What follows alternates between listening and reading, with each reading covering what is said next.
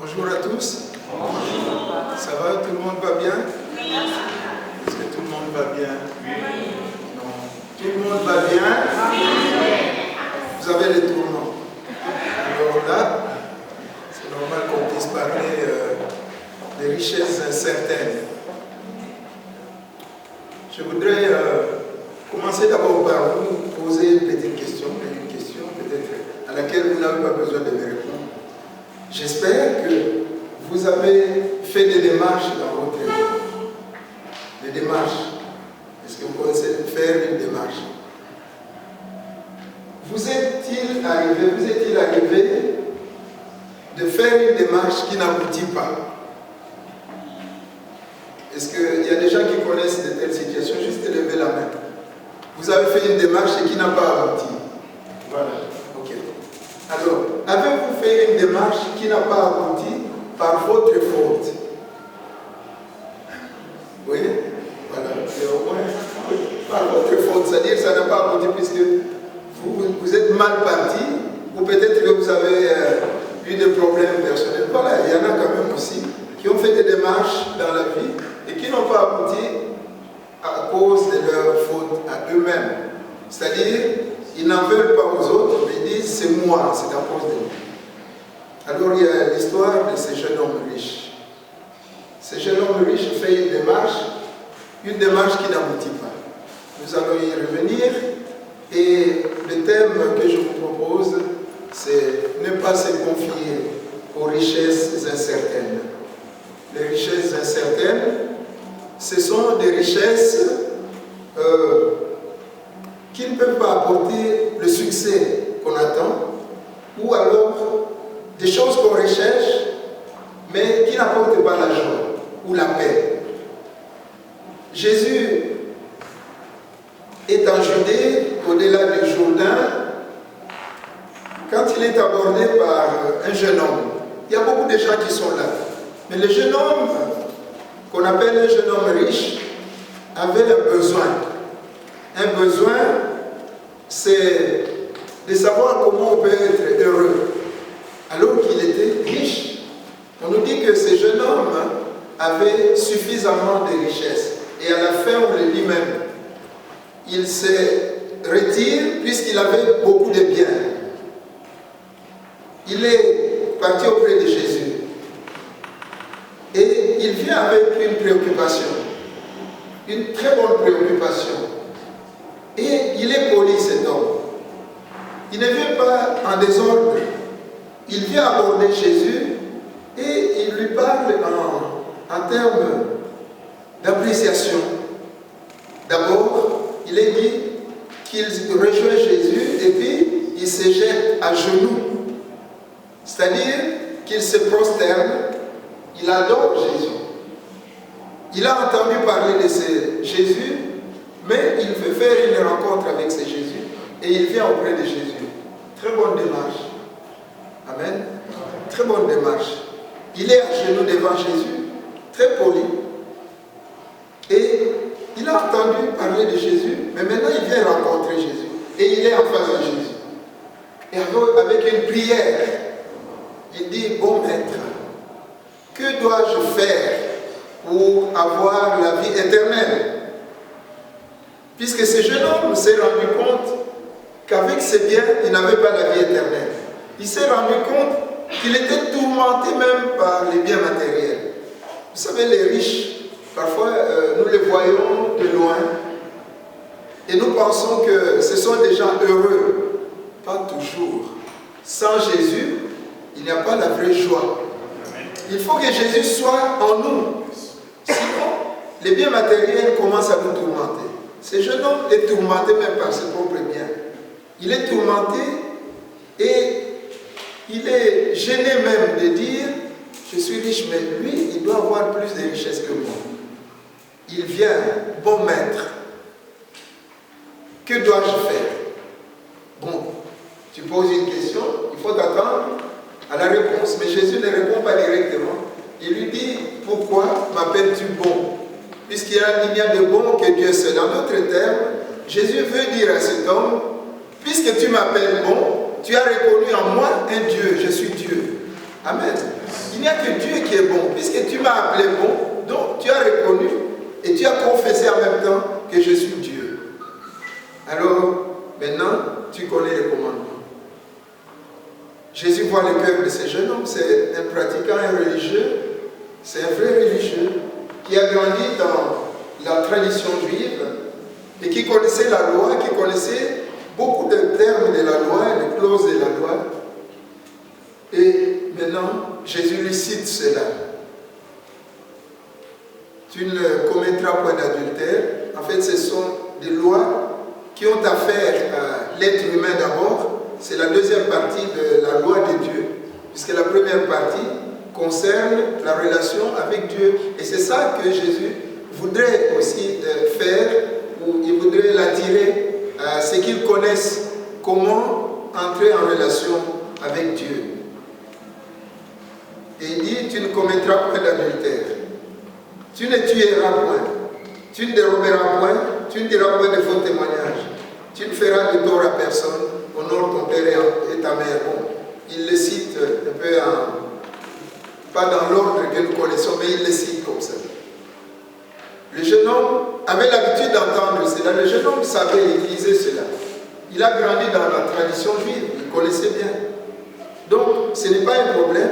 Quand Jésus lui cite cela, il dit, oh, bon maître, mais j'ai observé tout cela.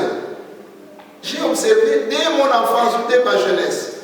Bon, je ne sais pas quel âge il avait, puisqu'il parle dès ma jeunesse. Pour moi, on l'appelle le jeune homme riche, mais dès sa jeunesse. Bon. Donc, dans cette jeunesse, il est toujours en train de se poser des questions sur des choses qu'il connaissait, mais qu'il ne comprenait pas. Il citait bien la loi. Et dans les autres évangiles, c'est lui qui cite. Mais ici, on dit que, dans Marc, il est dit que c'est Jésus qui lui cite cela. Et puis, il dit, alors maintenant, il te manque une chose. Puisqu'il est dit que Jésus l'a regardé avec amour, puisqu'il n'y a pas autre chose dans les yeux de Jésus que l'amour. Amen. Quand Jésus nous regarde, c'est avec amour, avec compassion. Il regarde ce jeune homme avec compassion, il le regarde avec amour. Et il lui dit, il te manque une chose. Alors le jeune homme tend l'oreille. Qu'est-ce qui me manque? J'ai tout. Hein? Bon, vous savez que les riches peuvent manquer même une petite aiguille, non? C'est ça, hein? Oui. On peut chercher même un bouton dans la maison, tout en étant riche. Ou une aiguille. Bon, en plus aussi, il faut savoir si on doit mettre vraiment le fil, si ça entre bien, puisque nous autres, on souffre là-dessus. Il faut que les petits-enfants soient à côté de nous pour nous aider, puisque ce n'est pas évident. Mais le jeune homme riche dit qu'il a observé toutes ces choses. Suivez bien le langage de ces jeunes hommes. Jésus lui dit, tu connais la loi, n'est-ce pas? Est-ce que vous avez bien lu? Tu connais la loi. Mais le jeune homme riche dit, j'ai observé toutes ces choses. Ce n'est pas la loi, mais toutes ces choses. En d'autres termes, il a observé des choses, mais il n'a pas observé vraiment la loi comme telle. Puisque Jésus lui a parlé de la loi et lui dit, j'ai observé toutes ces choses dès mon enfance, dès ma jeunesse. Ah bon? Toutes ces choses. C'est-à-dire, il ne sait plus c'est quoi vraiment ces choses, puisque c'est la loi normalement. Et Jésus lui dit, il te manque une chose, puisque les choses tu les as observées, mais maintenant une chose te manque. Va, puisque tu as beaucoup de richesses, vends tout ce que tu as, et puis prends l'argent et tu le donnes aux pauvres. Et ensuite, tu auras la vie éternelle, puisque là, ce sont des richesses certaines. Tu auras la vie éternelle, tu auras les vraies richesses. Vends toutes ces choses-là. La démarche ne va plus aboutir. Amen. Le jeune homme se retire. On dit qu'il se retire. Il est parti. Vous savez, il y a des rencontres de Jésus dans le Nouveau Testament. Souvent, nous voyons, par exemple, dans Luc chapitre 19, vous avez l'histoire de Zachée. Zachée, lui, il avait aussi des choses. Il avait beaucoup de richesses. Mais il a compris que la rencontre avec Jésus était la meilleure des choses dans sa vie. De sorte que maintenant, quand il rencontre Jésus, il va dire, tout ce que j'ai fait, je voudrais rendre même ce que j'ai volé. Et d'ailleurs, même pas 2 fois selon la loi, mais 4 fois plus. gérant cela. Et Jésus lui a dit, aujourd'hui, le salut est entré en toi. N'est-ce pas? C'est ce que Zachée voulait. Mais le jeune homme riche est différent de Zachée. Le jeune homme riche, lui, Zachée est riche, mais il a reçu la vraie richesse puisqu'il a reçu Jésus. Et Jésus a dit, j'entre dans ton cœur. Apocalypse chapitre 3, verset 20. Je me tiens à la porte. Voici, je me tiens à ta porte et je frappe. Si quelqu'un entend ma voix, d'abord entend ma voix, et s'il m'ouvre son cœur, j'entrerai chez lui, je souperai avec lui et lui avec moi. En d'autres termes, nous allons faire une connaissance profonde. Jésus ne fait pas des choses pour plaire aux gens seulement, mais il veut vraiment sauver. Et ce jeune homme riche n'est pas semblable à Zachée. Ce jeune homme riche n'est pas semblable non plus à la femme samaritaine. Dans Jean chapitre 4, puisque quand la femme samaritaine, Jésus lui demande seulement de l'eau, donne-moi à boire. Mais elle étale toute, n'est-ce pas, elle fait une litanie, on dit, de ce qu'elle connaissait. Jusqu'à ce qu'un jour, à un moment, ce jour-là, Jésus va entrer dans son cœur. Si tu connaissais le don de Dieu, et si tu savais celui qui te demande de l'eau, c'est toi qui lui aurais demandé de l'eau. Et il t'en donnerait. Puisque l'eau que moi je donne va jusque dans la vie éternelle. Mais l'eau que tu vas boire aujourd'hui, tu reviendras encore au puits. Vous voyez? Donc, à ce moment-là, ce jeune homme a fait une démarche qui n'a pas abouti. Comme les démarches que vous avez faites, peut-être à la commune ou quoi, etc. Moi, je ne suis pas en train de vous dire, comme ces prédicateurs que j'ai entendus et qui avaient lu ces textes pour dire, est-ce que dans l'assemblée, il y a des jeunes hommes riches? Bon.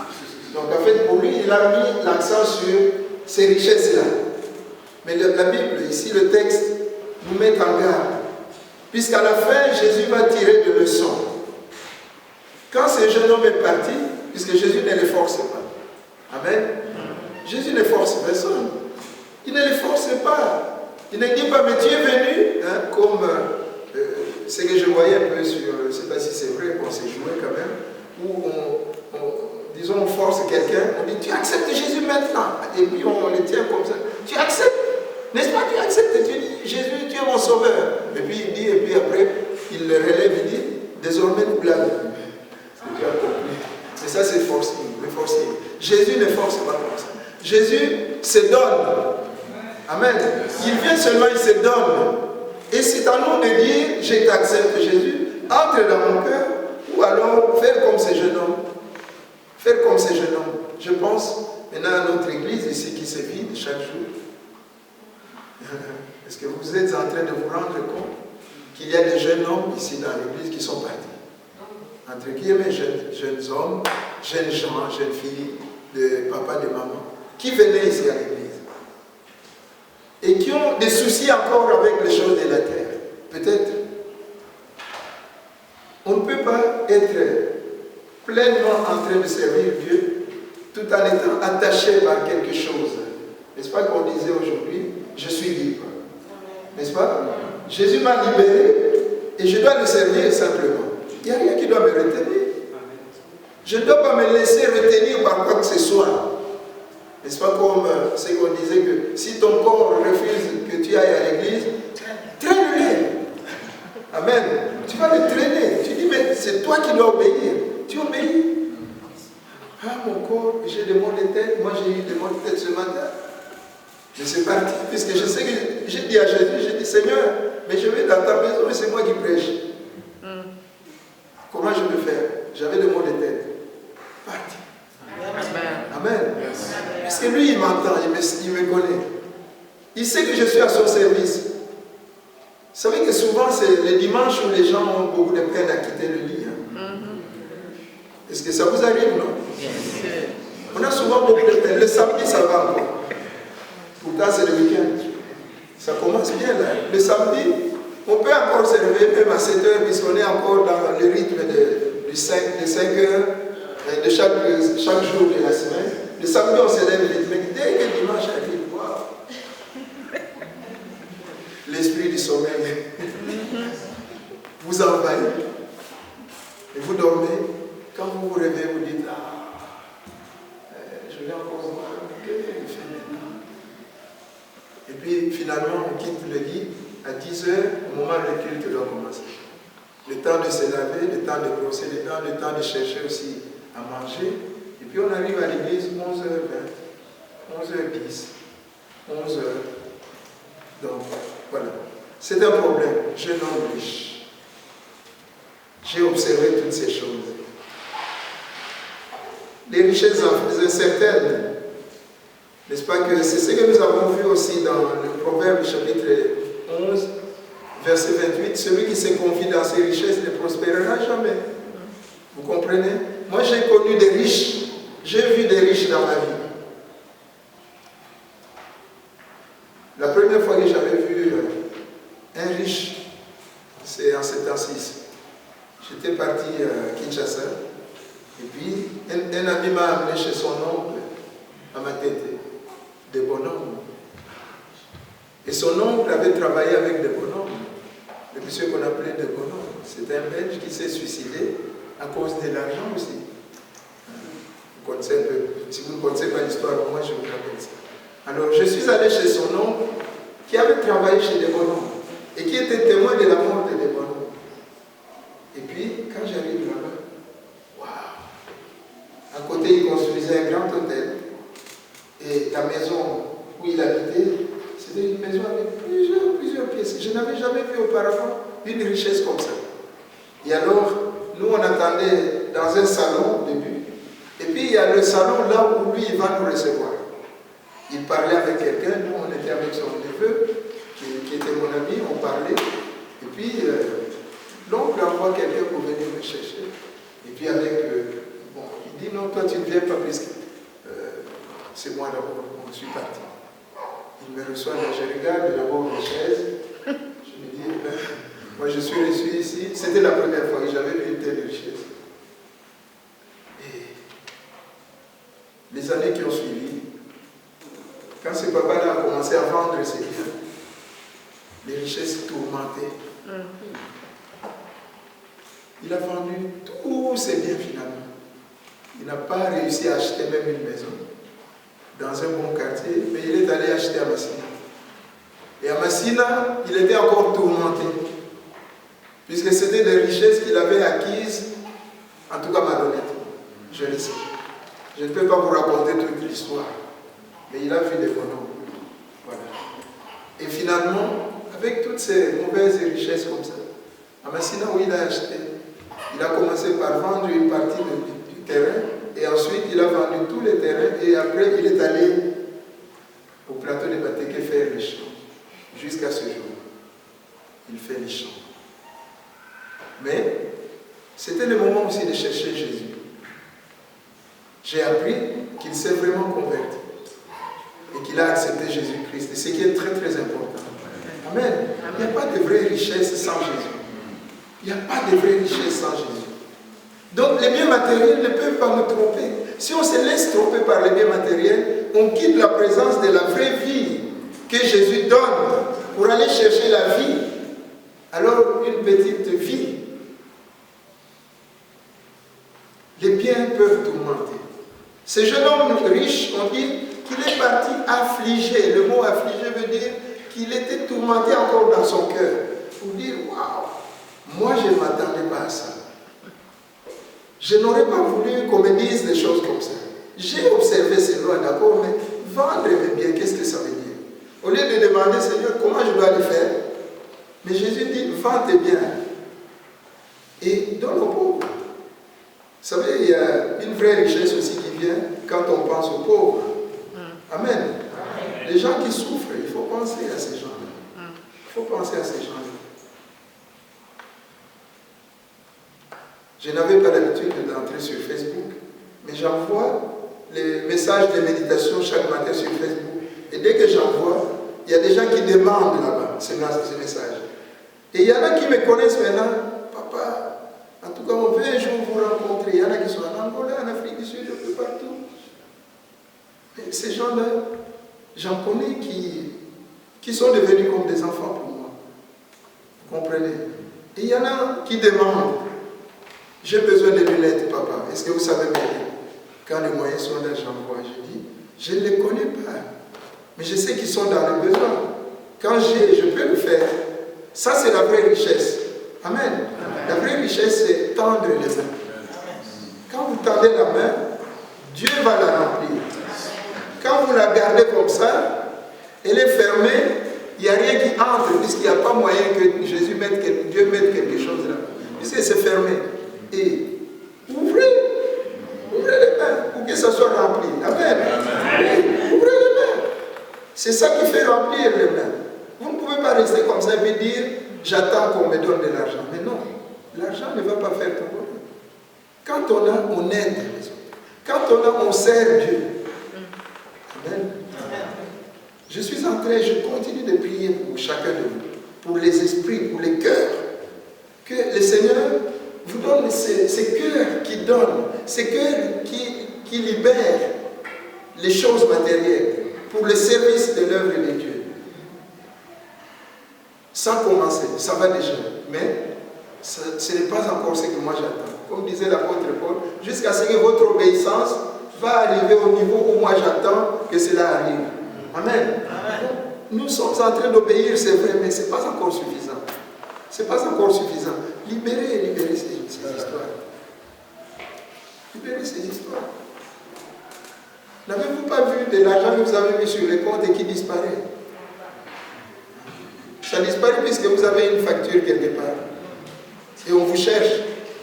Vous comprenez? Moi, il m'est arrivé au moins 2 fois où on a voulu saisir même mon salaire. Je n'en avais pas beaucoup. J'avais 652 € comme salaire à ce moment-là. Mais on a envoyé la note chez le président Samuel. Vous comprenez? On a dit, voilà, c'est votre employé. C'est votre employé. Alors nous voulons faire la saisie des salaires. Et le président m'appelle et dit, qu'est-ce qui est arrivé? Je dis, mais je ne comprends pas, c'est une dette, je n'ai pas d'argent pour payer. Il me dit, nous allons payer et toi tu payes chez nous. Amen. Amen. 2 fois c'est arrivé. Mais ça disparaît, c'est pas...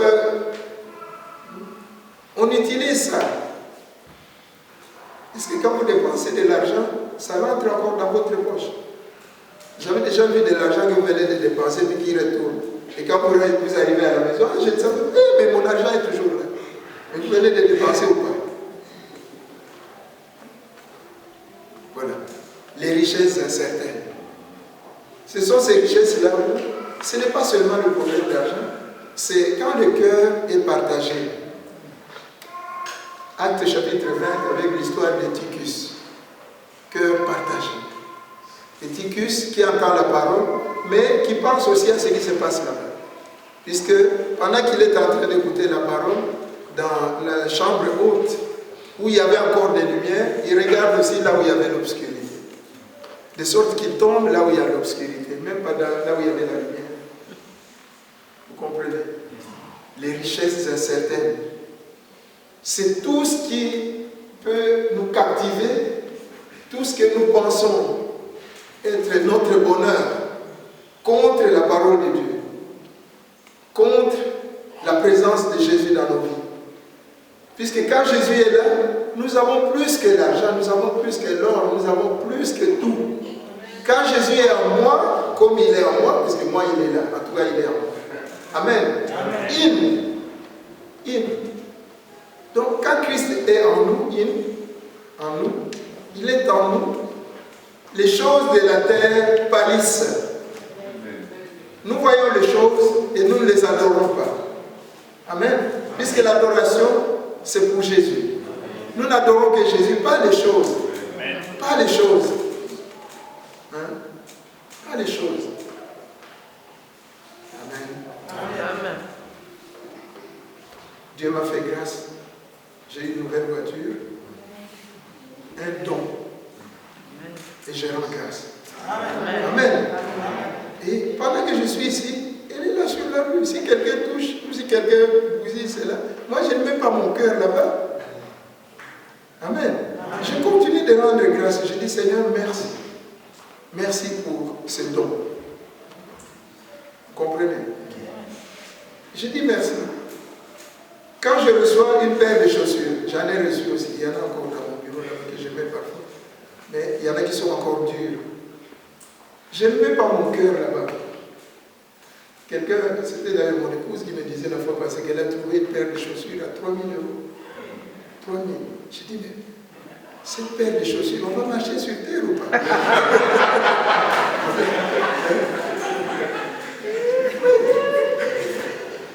Moi j'ai dit, mais vraiment, paire de chaussures, mais ça va marcher sur la poussière ou pas? Comment vous allez faire pour que ce soit toujours cette paire de 3 000? C'est quoi ça? C'est quoi? C'est quoi? J'ai 3 000 et puis je vais seulement pour une paire de chaussures. Ah. Hein? Il y a des gens attachés comme ça. Bon, ceux qui ont beaucoup de richesses, comme les jeunes hommes riches, quand il achète comme ça, il a pensé qu'il a dépensé 3 euros. Vous comprenez? Bon, c'est son affaire, mais c'est pour ça qu'il était attaché au bien. Et ceux qui sont attachés au bien, ils sont comme ça aussi. Il peut dépenser ces 3 000 pour une paire de chaussures plutôt que de les donner à Dieu, pour l'œuvre de Dieu. Alors que pour l'œuvre de Dieu, c'est un investissement. Disons pas à long terme, mais éternel, dans l'éternité. Si ce jeune homme avait compris, il allait dire, Seigneur, alors je reste avec toi.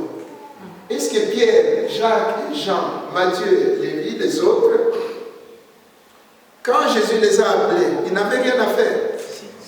N'est-ce pas qu'ils étaient en train de pécher puisque c'était par là qu'ils gagnaient leur vie? Mais quand Jésus leur adresse la parole, suis-moi, on dit même les fils de Zébédée, ils laissent leur père Zébédée. Dans le bateau, la mère, on l'appelle la mère des fils de Zébédée. C'est grave ça. Donc la mère, on ne connaît pas le nom, mais Zébédée, c'est le père des fils de Zébédée qu'on appelle, et la mère, c'est la mère des fils de Zébédée. Voilà, c'est un bon nom. Voilà. Donc, même ceux-là, au début des évangiles, n'est-ce pas, on dit qu'ils ont tout laissé, et même leur père, ils ont suivi Jésus pour la vie éternelle. Donc, il y a un problème de choix. Il y a un problème de priorité. Il y a un problème de priorité dans tout ce que nous voulons faire pour Dieu. Est-ce que, quand moi je m'avance et je dis, je vais te servir Seigneur, est-ce qu'il y a encore autre chose qui me retient? Ça devient des richesses incertaines. Et je dois dire, je dois abandonner d'abord toutes ces richesses, puisque pour Jésus, je vais abandonner des choses. Et c'est ça le problème. La difficulté pour beaucoup de gens dans l'Église, c'est que ils pensent donner des critères à Jésus. Ils disent, Jésus, je vais te suivre, mais je voudrais te servir, mais le mais là, ça veut dire, je vais faire encore ma vie. Quand j'aurai fini de faire ma vie, je te suivrai. Vous savez, il y a un jeune homme qui m'avait dit une fois que lui ne comprenait pas comment à cet âge-là il pouvait déjà s'engager. Il dit, je préfère atteindre quand même un certain âge. J'ai dit, tu veux devenir comme moi, mais moi j'ai commencé même enfant. Amen. Amen. J'ai grandi dans ça. Je n'ai pas connu une autre vie. La grâce que Dieu m'a faite, c'est ça. Je ne connais pas une autre vie. J'ai grandi dans l'église. Vous comprenez? Et quand je grandissais même, je devenais un jeune homme. Je ne pouvais pas parler avec une fille puisque tout le monde au village savait que je parlais avec une fille. Vous comprenez? On ne se lavait jamais au même endroit avec des filles. C'est impossible même. Et quand les filles se lavaient là-bas, vous passez par là, dès qu'on vous accuse là-bas, tous les villages écoutent et comprennent cette situation. Et on a honte, puisqu'on va dire c'est le fils de tel. Est-ce que vous comprenez ça? C'est ça. C'est pour ça que parfois, ne vous étonnez pas que nous puissions préserver une certaine dignité dans ce que nous faisons. Amen. Dans l'œuvre de Dieu, c'est ça. C'est un sacrifice. Moi, je suis un sacrifice. Ma mère m'a sacrifié comme ça. Ma mère est là. Elle vit encore. Mon père est déjà parti près du Seigneur. Sûrement, puisque c'était un grand serviteur de Dieu. Sûrement, il est là auprès du Seigneur. Ma mère est là. Quand je vois cette maman, je dis, oh Seigneur, merci. Je dis merci. Mais je ne suis pas attaché à des choses. Est-ce que vous comprenez ça? Amen. Amen. Je parle de moi puisque je me connais. Tel que je suis pratiquement un grand chef de la famille maintenant. Puisqu'au niveau de la famille, je suis resté comme l'aîné de tout le monde là dans la famille. Et tout ce qui s'est fait dans la famille, comme hier, on avait le mariage coutumier de mon neveu, le fils de mon petit frère qui est ici à Mons. C'est moi qui ai pris la parole au nom de la famille. Ce sont des privilèges comme ça. Si je peux dire, je vais rester au Congo puisqu'il y a tellement de choses que je dois faire, puisqu'il y a toute la famille. Mais le Seigneur me dit, non, tu as la fraternité là-bas. Je t'ai choisi pour nourrir ce peuple là-bas. Reste d'abord. Et c'est pour ça qu'il faut quitter. Il faut quitter. Amen. Amen. Il faut quitter. C'est pour vous aussi. C'est pour vous aussi. Le jeune homme riche, il quitte Jésus alors qu'il est venu vers Jésus et il retourne dans le monde, lui qui voulait quitter le monde. Comme beaucoup, qui quittent aussi comme ça. Ils ne veulent pas servir Dieu, puisque servir Dieu, cela va les engager à des sacrifices. Cela va les engager à des vrais sacrifices, puisqu'il faut soi-même être aussi des sacrifices, mais aussi sacrifices par rapport à la vie, par rapport aux choses qu'on aime. À cause de Jésus,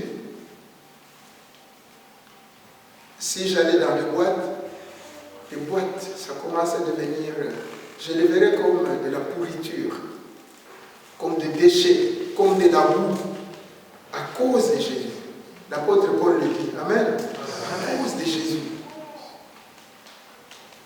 Si ma vie, j'étais un coureur de jupons, comme on dit l'expression comme ça, à cause de Jésus, tout ça c'est de la saleté.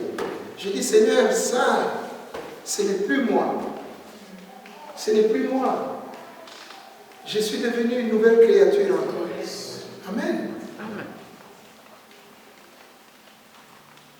Je ne dis pas du mal quand je vous dis que je n'ai jamais connu des boîtes. Je dis, jamais été là. Je ne connais pas.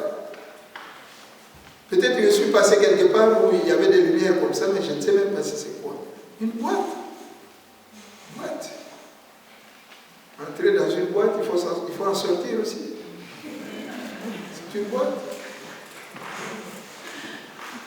N'est-ce pas? Et alors, il y a des enfants de Dieu, malheureusement, semble-t-il, qui ont encore des goûts dans ces choses-là. C'est-à-dire que la boîte, c'est bon. L'église, c'est bon. Et alors, je termine la nuit de vendredi à samedi, j'étais dans la boîte. Dimanche, je me lève tard, puisque dimanche, j'irai à l'église tard, et la boîte, c'est tôt. Hein? Donc la boîte, si ça commence à 21h, 21h, je suis déjà là à 21h, moins 4 minutes. C'est là, au moins, à moins 4, je ne suis pas en retard. Et puis on cherche des places. Je vais entrer dans la boîte. On est souillé là-bas. On est souillé.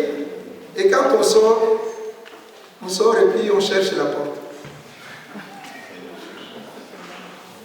Moi, je pensais que dans la boîte, on ne vivait pas. Je pensais que dans la boîte, n'est-ce pas que c'était pour la danse. Et c'est vrai, c'était comme ça quand on m'a parlé de boîte.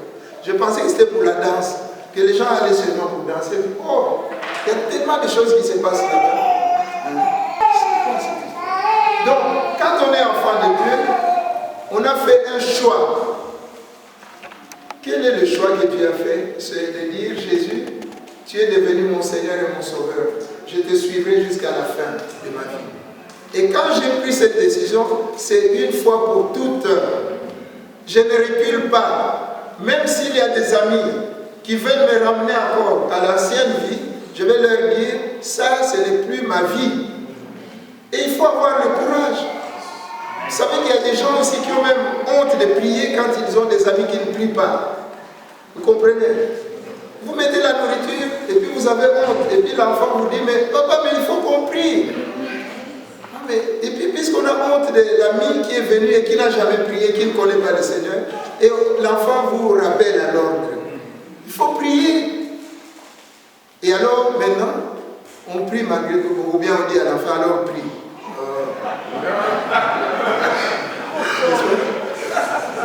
On se dédouane. On prie alors. Et l'enfant, puisque c'est l'enfant, il n'aura pas honte, il va dire, il va prier vraiment comme il a appris à prier. Il le fait, et puis à la fin, il dit Amen.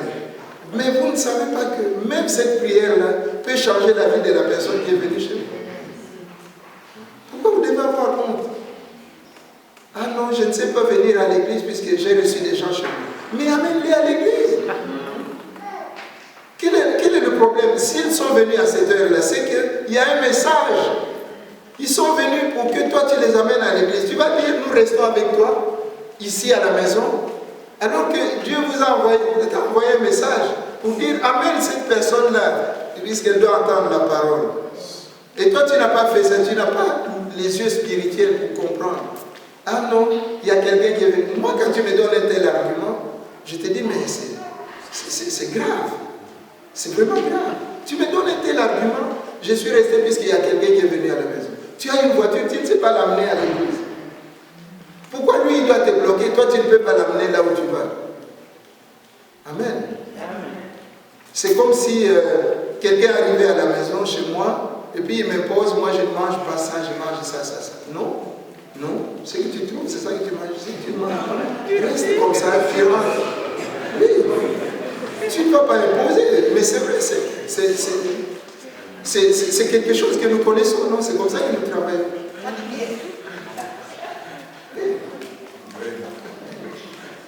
Si tu ne manges pas, ne fais même pas de commentaires sur ce que moi je mange chez moi. Amen. C'est impoli même. Ah, vous mangez les chenilles. Ces choses-là, moi, je trouve. Je dis non, il ne faut pas me chenilles. Parce que si tu me trouves en train de manger une chenille, j'ai grandi avec ça, je connais. Je sais ce que ça vaut. Par rapport à vous qui n'avez pas mangé et qui commencez à manger des chenilles qu'on cherche dans les arbres, comme ça, et qui n'ont même pas de nom. On les prend, oui, c'est chenilles. On leur donne des noms qui ne sont pas des vrais noms. Parce que moi, je connais les chenilles qu'on mange. Amen. Simplement pour vous dire que nous avons des choix à faire dans la vie et je suis en train de conclure. Nous avons des choix à faire. L'attachement au bien matériel, c'est que dit aussi Paul à Timothée, l'amour de l'argent, c'est la source ou la racine de tous les maux. N'est-ce pas? Donc tous les maux viennent avec l'amour de l'argent. L'amour de l'argent. Je vous ai dit une fois ici que moi, j'aime ma femme. Je l'aime. Mais je n'ai pas la place pour aimer l'argent. Vous comprenez? Mais c'est ça. Puisque l'amour que j'ai pour elle, je ne peux pas les comparer avec l'amour que je dois avoir. Pourquoi je dois avoir l'amour pour l'argent? L'amour, c'est avec une personne. Amen. Bientôt 40 ans. Oui. Donc, je l'aime. Voilà, elle est toujours jeune. Je l'aime comme ça. Je ne vois pas comment je vais mettre l'argent à côté pour dire mon argent, ma voiture, ma ceci. Non. Non. L'amour de l'argent, c'est la racine de tous les maux. Si vous aimez l'argent, vous n'allez pas aimer votre femme, vous n'aimerez pas les enfants, vous n'aimerez rien. Et les autres dans l'église, c'est encore pire, vous ne saurez pas les aimer. Vous n'allez pas aimer servir Dieu quand vous aimez l'argent. C'est ça que l'apôtre Paul dit à Timothée. Fais attention. Et recommande aux riches qu'ils soient bons, qu'ils soient bons en faisant le bien ou en faisant de bonnes œuvres. N'est-ce pas? Qu'ils se donnent à faire de bonnes œuvres, mais pas à rechercher ou à se tourmenter, à rechercher l'argent ou les choses matérielles. On dit que beaucoup de gens, pour s'être tourmentés comme ça, se sont éloignés même loin de la foi. L'église de demain, faites bien attention. Puisque l'église de demain risque d'être une église de business. Beaucoup de gens ne font que donner cet enseignement-là. Ah, un pasteur qui a une petite voiture, c'est qu'il y a un problème. Ou bien un pasteur qui ne s'habille pas comme en prenant tel vêtement, je ne connais même pas les noms. Hier, à la dot, j'ai vu qu'il y a des ceintures même qui portent des noms. Moi, la mienne n'a pas de nom. C'est une ceinture qu'on va donner, je l'appelle, c'est bon. C'est pour tenir le vêtement, non, c'est ça. Je l'attache pour que ça tienne, pour que ça ne soit pas comme ça, comme les jeunes. Les jeunes mettent la ceinture, mais ça descend encore. Bon. En tout cas, ce n'est pas fait pour que ça soit sur ici, non. Non. Il faut bien serrer. Yes. Amen. Comme la vérité, hein. La vérité, c'est la ceinture. Donc, l'amour de l'argent peut éloigner des gens aussi, même des autres. Et ça ne m'étonne pas que les gens qui sont attachés ou qui sont en train de chercher, de se tourmenter à chercher l'argent. Moi, je ne peux pas être à la fois pasteur et businessman. Vous comprenez? Je ne peux pas. Je suis un businessman dans l'église. Comme je suis là, c'est bon. Amen. Je ne saurais pas, puisque si je ne fais que voyager pour chercher l'argent, alors le Seigneur me dit, ne cherche pas ça. Je voyage pour rendre témoignage. Amen. L'amour de l'argent, l'amour des biens matériels. Qu'est-ce qui te retient aujourd'hui et pourquoi dans l'église tu n'arrives pas à servir comme il faut? Tu connais ce qui te retient. Il sera difficile pour un riche d'entrer dans le royaume que pour un chameau de passer par le trou d'une aiguille. Ce sont des enseignements que Jésus donne aux disciples. Puisque les disciples étaient même étonnés. Mais ce serait très très difficile si on est attaché à des choses. Le jeune homme est retourné. C'est vraiment un exemple bizarre pour moi. Je trouve qu'il y en a qui sont venus, qui sont restés avec Jésus. Amen. Même la femme samaritaine. Mais lui, cet homme, quel mauvais exemple, vraiment. Alors, que le Seigneur dirige vos cœurs pour que l'amour pour lui soit total, que l'amour que vous avez pour lui soit un amour complet, que l'amour que vous avez pour lui soit un amour sans partage. Servez le Christ, servez le Seigneur, servez son Église. Et vous aurez des récompenses. J'ai toujours pensé à ces jours-là. Puisqu'il est dit que le Seigneur nous donnera lui-même nos récompenses. Et que nous n'aurons pas travaillé en vain. Nos difficultés, tout ce que nous avons enduré pour l'œuvre de Dieu. Un jour, le Seigneur dira, bon et fidèle serviteur, pourvu que tu sois fidèle jusqu'au bout. Amen. Amen. Que Dieu nous bénisse.